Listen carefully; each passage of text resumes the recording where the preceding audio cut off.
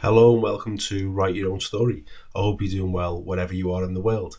For those who don't know me, my name is James Taylor. I'm a counsellor, hypnotherapist and life coach with my own business called Write Your Own Story. And this channel is about giving you some tips and some ideas to help you make changes in your life for the better. In this episode, I want to say a sincere thank you and also give some advice regarding organisation. So let's get into it. Firstly, I want to say a thank you. My podcast channel has just hit 7,000 downloads, and really thank you very much for all the people who tune in, who listen. I hope they help, I hope they inspire. That is my aim with the podcast channel. So thank you from the bottom of my heart for that. Now, the other thing that I wanted to speak about was a tip for getting organised. Now, this is a big one because if you're not organised, you don't really do the things that you want to do, or the things that you should do don't get done, and they get put to the back of the queue, and it can cause stress, it can cause anxiety, it can cause depression, it can cause all kinds of things. So here's an easy, super easy tip for you to do that I've been doing for years, and it works like a charm, okay? So feel free to steal and adapt or adopt this, whatever you see fit. But honestly, it works. And don't let the simplicity deceive you either. All right. So with the things that you want to do, let's pick there's a task that you want to do. Have an idea now, have a think. What could a task be that you want to do that would benefit you in some way? We're not talking about I need to put the washing machine on, I need to do my ironing. We're not talking about those things. What is something that you would like to do? And maybe you've started and fallen off the wagon, or maybe you haven't even started.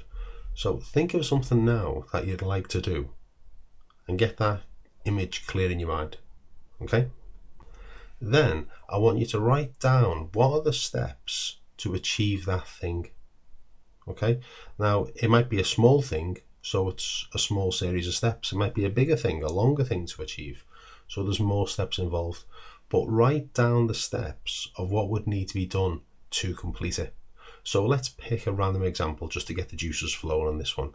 Let's say you wanted to, well, the thing that I'm working on at the moment, I'll pick that because I'm coming off the back of a Achilles injury. So I'm back training again now to do the Couch to 5K. All right. The Couch to 5K app, by the way, is brilliant. I'd recommend it. So with the Couch to 5K, it's a series of 9 weeks to build you up to a certain level where you can run 5K and you're running continuously. Now, I've done it in the past.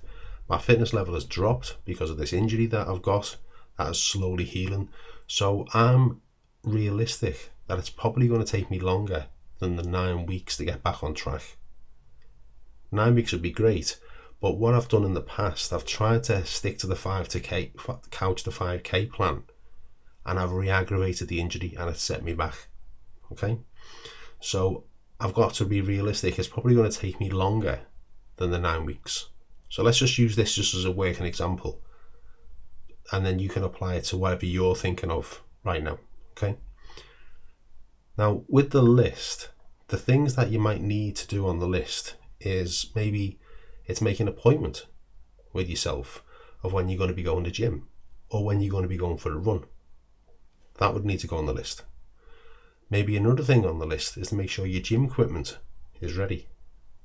Maybe you need a water bottle. Maybe you need a new pair of running shoes, whatever it might be. Do you see how the list works? And what you do is you make the list and then you tick it off as you go along. Now, if you need a new pair of trainers, for instance, that's going to be one thing, and then it's a tick and it's done. Whereas making the appointment in your diary will be multiple things that you need to add in your diary to stay on track. Does that make sense? Now, in one of my previous episodes, I talked about a technique by Mel Robbins, and it's a 5-4-3-2-1 technique. In essence, you count backwards from 5 to 1, and you make a promise to yourself when you get to 1, you're getting moving. So you can apply that technique to this technique and start bolting these things together. That's a really good thing to do generally anyway. If something works over here and something works over there, can you merge them together to make something unique and extra special that will work for you? So consider that as well. Now, there's something lovely about taking things off in your diary when you've done them. But a tip around this, don't have the list too big. It's got to be a realistic list. And it doesn't matter if it's a long list. If it's 100 pages of lists, say it's 100 entries in a diary, well, you don't have to get overwhelmed by thinking it's 100 pages in the diary. All you need to think is, I'm just dealing with this one page. And on this one page, this is what I need to do. And then that day bypasses. He goes to the next day, okay, I've just got this one page. And you really whittle it down to a manageable task. That's another big one as well. All right. Now, another thing that you can do with this, you can transition from a written note in a book or a book, depending on where you're from, to a whiteboard. Now, I personally use a whiteboard now because I don't need to have a record of me being on track. I've sort of like trained myself to do this thing. But when I was first starting, the written journal helped because I was able to go back to it, and in my own handwriting was the tasks that I'd done. All right. And the closer you get to your goal, let it inspire you, whatever the goal is for you. All right. So again, just a genuine thank you for the people who've listened to my podcasts. I really do enjoy doing them. If there's something that you'd like covered in particular, let me know in the comments. All right. I do read every single one. I may not get back to every single person, but I promise you, I do read every single one. And I don't like the word try because try means I'll give it a go, I'll see what happens, there's a chance it won't work. On this one, I would like you to do it. All right, not for me, but do it for you. So I hope you've enjoyed this one. If you have, please give me a like, a share and a subscribe, thumbs up on the box, and ring the bell for future notifications. I'll see you on the next episode. This is James from Write Your Own Story. Bye bye.